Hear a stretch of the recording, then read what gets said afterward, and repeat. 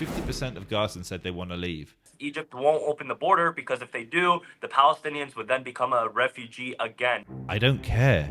If somebody tells you that they want to leave a war zone, only a monster would lock them in. Most of your politicians don't even recognize Palestinians. They don't recognize West Bank. They don't recognize Gaza. Give me one Palestinian organization that represents Palestine in any of their iconography as Gaza and the West Bank.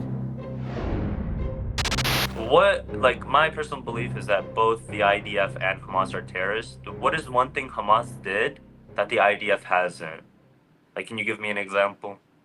Want civilians to leave. Wants civilians to leave? What want? So Israel's made millions of phone calls, dropped millions of flyers, sent millions of texts, created safer areas for civilians to flee to.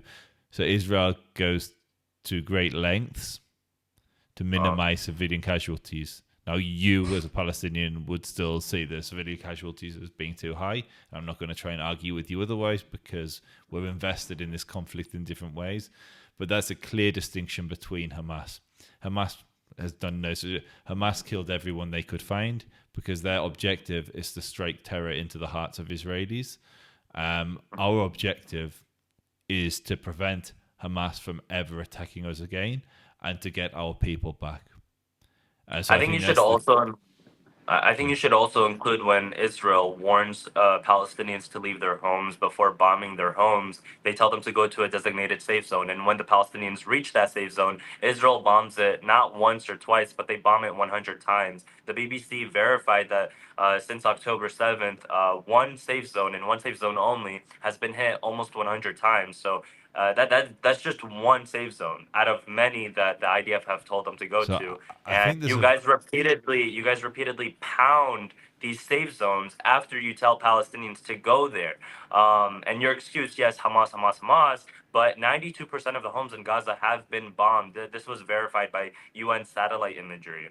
So yeah, 92% of the homes, 70% of the buildings, according to the United Nations. I've got no way of. I've been to Gaza. I've seen with my own eyes, but I've got no saying what percentage of destruction there is. So let's just say that number's correct. I didn't say they were destroyed. I didn't say they were destroyed. Damaged or destroyed. Damaged or destroyed is yeah. And let's say that's correct. We haven't seen 70% of the people being destroyed. Why? Because they've been moved to places like Al-Mawasi to Gaza City up until like yesterday. And that was the safe zone I was referencing, by the way. Al-Mawasi was struck 100 times. So Al-Mawasi is a great. So what Israel means when it says safe zone, they shouldn't call it a safe zone. They should call it a safer zone. What they're basically saying is, we are engaging Hamas in Jabalia. We're sending troops in. It's going to be hell on earth. Get the hell out of there for your own good. Here's an area where we're not sending troops into, Al-Mawasi. We've designated this as an area for civilians. We're not going to be coming in with ground forces to take it. But should Hamas launch an attack on us from there, should hostages be taken there, we will come in. This is still a war. Just because it's a safer area, it doesn't mean that we're not going to touch it. And so I understand why Palestinians get frustrated. And I also understand that Al-Mawasi is hell on earth for a Palestinian. If you're living in Gaza, you're living in a tent, you're living in an area which is like 14 kilometers or 12 kilometers squares, a very small area with hundreds of thousands of people without access to basic amenities like water and electricity constantly. It's hell on earth. I'm under no illusion as it's not a utopia. But it's the best of a horrible situation. And the horrible situation is Egypt's locked the border. If Egypt had let the people out, I'm not saying permanently cleanse them, anything like that. I'm saying if Israel had opened the border so the women and children could leave, 50% of Gazans said they want to leave. If Egypt had let them out, we wouldn't have to worry about whether Hamas are hiding someone in Al-Mawasi. Yeah, there's two things I want to respond to. The first thing you said is, why haven't 70% of the population go down after they bombed 70% and destroyed 70% of homes in Gaza? That is because Israel is actually trying to not kill its own hostages. If they were to bomb the entirety of Gaza, they would end up killing their own people, sparking a civil war in Israel. So the reason why Israel, I know, I let you speak. The reason why Israel is not killing everyone in Gaza is because their hostages are there, and if they kill their hostages, that would be a very, very bad thing for Israel and the Israeli people. Number two, why doesn't Egypt open the border? Egypt won't open the border because Palestinians, 80% of them that live in Gaza, are refugees and descendants of refugees. Well, how, by the way, the only time they were offered to go into Egypt is by Trump, and he said it's permanently. Donald Trump said the relocation of Palestinians would be permanent. So, if Palestinians do leave Gaza, they would be classified as refugees twice. How are they going to be refugees two times? And I know you're going to criticize UNRWA, saying that your descendants and this I'm and not. that. Let They me can't argue. leave. Let me argue my point rather than argue what you think I'm going to say, because that's not what I'm going to say. So, All right, but I wanted to land my plane that okay, yes, Egypt won't open the border because if they do, the Palestinians would then become a refugee again. 80% of them are from Jerusalem. They're from modern day Israel, and they were cleansed in 1948, and they were forced to live in Gaza. The founder of Hamas was born in Ashkelon, which is in Israel today, in 1936. That's the year he was born, and he had to flee to Gaza when he was a kid in 1948. So if like you're just gonna push out the people back into Egypt, they'll be refugees twice. okay. So 2 points. One's very simple. Your first argument doesn't actually make any sense to me, because you said that 70% of the buildings have been damaged or destroyed, but the reason that Israel doesn't kill 70% of the people is because they'd kill the hostages. But the hostages are in the buildings, the hostages are in the tunnels. And so Israel wants the civilians to leave because it doesn't want to kill civilians. It makes and this isn't the first time it's done it. It does it in every operation, whether there's hostages there or not. It rings up apartments. It tells people to go and get all of their neighbors to leave. It makes drops millions of flyers. This is Israeli protocol to minimize civilian casualties. So it doesn't make any sense what you said, that they didn't want to kill hostages, because they still destroyed the buildings. You're gonna make the second. Sure. I'm going to address your second point. The second point was there'll be refugees twice. I don't care. If somebody tells you that they want to leave a war zone because they have young children, only a monster would lock them in because they want to advance their politics. The decision of whether they should stay in a war zone or leave a war zone isn't for you to make. It shouldn't be for Sisi to make. It should be for the individuals that are forced to live in that hellhole. If I had children there, I have children, if we were living in Gaza, I would want to get out. And 50% of Gazans polled say that they would leave. They would leave if they were able to. So that's half the population, and that was months ago. I imagine that number's gone up since Israel's gone into Gaza City. There's nowhere left. There's only Al Mawasi. I would imagine the overwhelming majority of Palestinians want to leave Gaza, and only a monster would say, no, you can't leave because I don't want you to leave, because I think it damages my political aspirations for that region. And so that would be my two responses. Yeah, so about the hostages, Israel, the reason why it was classified as a genocide by the UN is because genocide means to destroy a community's way of life. It doesn't mean exterminating a group of people. It can mean that, but it It does. also You can rewrite the definition of genocide, but it's codified in the 1948 Genocide Convention, and it's not about destroying a community's way of life. That's not what it is. It's the intentional. what is It's it? the intentional destruction of a people in part or whole.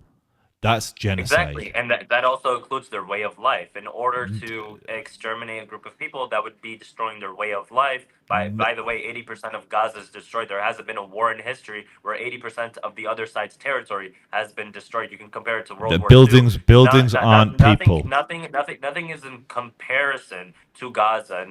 No war in history had resulted in the other side of the territory being 80% destroyed. The reason why Israel isn't killing everyone systematically in Gaza, again, is because the hostages are there. They're being extremely careful, and besides them killing people, they are trying to destroy their way of life by How are they destroying every being building in Gaza. extremely careful? Hold on. One more Okay. point. To prove to you that they're just destroying things for fun, they planted blue powder in one of the homes they blew up. They recorded themselves blowing up house. They put blue powder for a gender reveal party. How is that a hostile building? If you're gonna go inside, plant blue powder and make a gender reveal.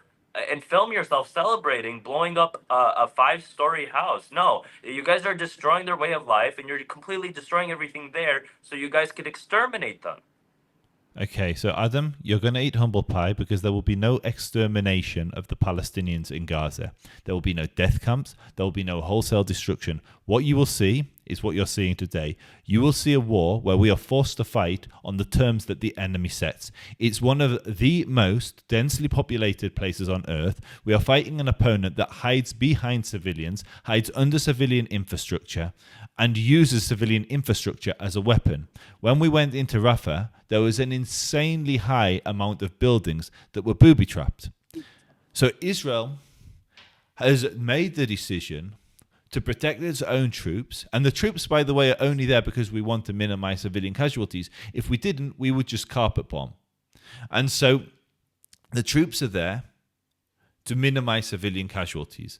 The troops are there at great risk. And so how do we eliminate the risk? They haven't. Let's say you in a typical scenario, if you suspect the building is booby trapped, you call in a bomb squad. It takes a long time. A robot goes in. You haven't got that luxury. This is a war.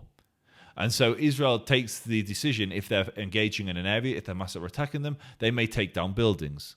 It may be because a building has a high vantage point, which is being used by snipers. It may be because a building is suspected to be booby-trapped. It may be because there are tens of thousands of tunnel shafts throughout Gaza, which terrorists are jumping out of to collapse a building on a tunnel to prevent that. So Hamas have created the theater which Israel is engaging in.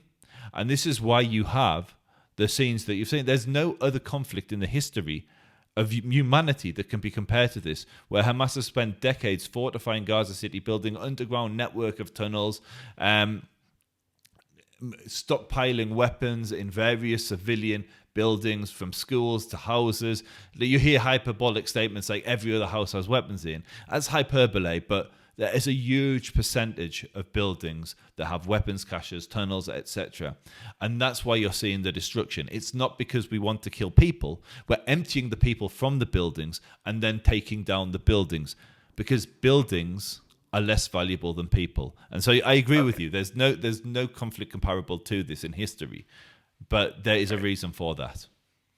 Yeah, the first thing you said is that the Palestinians won't be exterminated. That your own politicians disagree with you. Your own politicians don't even recognize Palestinians. They're slowly dehumanizing Palestinians, referring to them as Arabs. There's no Palestinian identity. Many of the politicians, like Ben Gvir, don't recognize a thing called Palestinian. That's already step one, exterminating a group of people when you dehumanize them. The and say overwhelming that they don't majority exist. of people Hold on your hold side don't let me speak recognize. for No, but like you don't 3 recognize minutes. Israelis. They don't recognize Israel. They say it doesn't exist. That's your opinion. That's your opinion. I want to respond to both of your points real quick. Most of your politicians don't even recognize Palestinians. They don't recognize West Bank. They don't recognize Gaza. 70% of the textbooks in Israel don't even include the green lines for the Gaza Strip or the West Bank. They just see it as the entirety of Israel, and you know this. So don't act stupid. Most of the Israeli girls in Israel wear the Israeli necklace with the Golan Heights, and it's fully Israel. There's no West Bank. There's no Gaza differentiation. It's all of theirs. The Likud 1977 platform, Israel's government charter, says from the river to the sea, it will be Israeli sovereignty. Your own government charter today, your government's charter says from the river to the sea, it will be Israeli sovereignty. Now I want to respond to the human shields argument. If you type in human shields into Google and you click on images, the only images you'll see is the IDF using Palestinians as human shields. Your own soldiers have been interviewed by CNN and NBC News, and they said, my commanders encouraged me to use human shields in Gaza. They said there are booby-trapped tunnels and booby-trapped apartment buildings that we don't want to go into, so our commander encouraged us to abduct a 16-year-old Gazan boy and have him inspect it himself. And then Hamas would trigger the explosive, killing the individual, the Gazan individual, when they use them as a human shield. There have been reported instances where you guys put unconscious Palestinian bodies on top of your military vehicles and you drive them through protests so the kids won't throw rocks at it. That's literally the definition of a human shield. There's another incident where you guys mounted a weapon, an AR or M16 on the shoulder of a Palestinian, and he wasn't detained. His arms were moving freely in the video. You can look it up. Reuters reported on this. And he was walked through a protest so the kids don't throw rocks. He said, the army asked me to be used as a human shield, and I went because they forced me. So Yes, your government uses human shields. Your own soldiers admit it, and there is Palestinian testimony that backs it up. There's Israeli testimony, Israeli soldier testimony, and Palestinian testimony that says your government systematically uses human shields. That is from the Associated Press. You can look up that article as well. Okay, so this is the biggest projection I think I've ever experienced on Ome TV. Can you give me any Palestinian organization which represents Palestine is anything other than Western British Mandatory Palestine? So when they draw the map, any Palestinian organization that represents it as Gaza and the West Bank? I don't get your question. What's your question? So every single Palestinian, if you type Palestinian organizations into here, Palestinian Solidarity Campaign in the UK, any of the ones from America, when they draw Palestine, it's not Gaza and the West Bank, it's Western British Mandatory Palestine. What you just described as Israel, the little necklace that you say the girls wear. Every single Palestinian org draws that minus the Golan. These are Western organizations. We're talking about Israel-Palestine. Okay, give me any. Jewish Voice for Peace. Give me one. No, sorry. Let me ask my question, Adam. Let me. I didn't interrupt you. I didn't interrupt you. I'm going to ask you a straight question. You asked me a question and I'm responding. Give me. Here's my question. Give me one Palestinian organization that represents Palestine in any of their iconography as Gaza and the West Bank. I just gave you an example that's an absolutely stupid question, because Jewish Voice for Peace is a pro-Palestinian movement that does recognize the entirety of that region. Jewish. Palestine. I'm talking about Palestinian organizations. You're proving my point that just because these organizations are pro-Palestinian, I never mentioned Jewish Voice for Peace. I'm giving you you have to listen to I'm what asking I'm you for a Palestinian organization that represents Palestine as I'm Gaza and the West Bank. It's such a stupid. I'm responding to your question. It's such a stupid question because these pro-Palestinian organizations are mostly led by non-Palestinians. So give me a Palestinian I'm asking you, give me a Palestinian organization. That's irrelevant to the topic. We're talking about You literally said Israeli girls wear the necklace. So I'm asking you for a Palestinian organization. I'm responding directly to your projection. I'm responding directly to your projection. Israeli government textbooks. Israeli government. You mentioned girls' necklaces. Yes, as one of the examples. And so I'm asking you, I can show you now multiple Palestinian organizations that have Palestine represented. You said Western organizations. Palestinian. You said Palestinian Western organizations, did you not? I might have mentioned in the West, but Palestinian. Just Palestinian organizations. In Israel, Palestine. You're talking about organizations in the West Bank and Gaza, yeah. Yeah, what about that? I'm asking for one that represents, in their logos, in their textbooks, Palestine as being the West Bank and Gaza. For instance, PLO. That's the PLO. It doesn't exist anymore. It's the PA.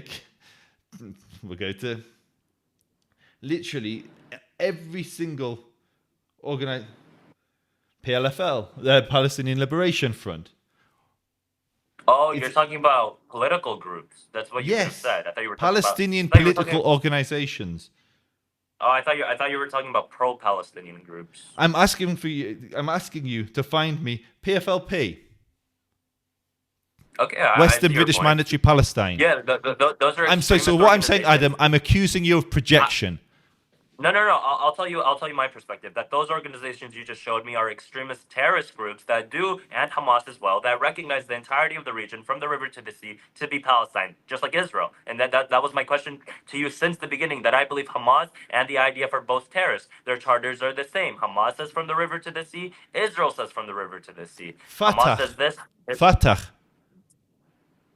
Let me see. You can see it at the top. It's not going to be great, but that's Western British Mandatory Palestine.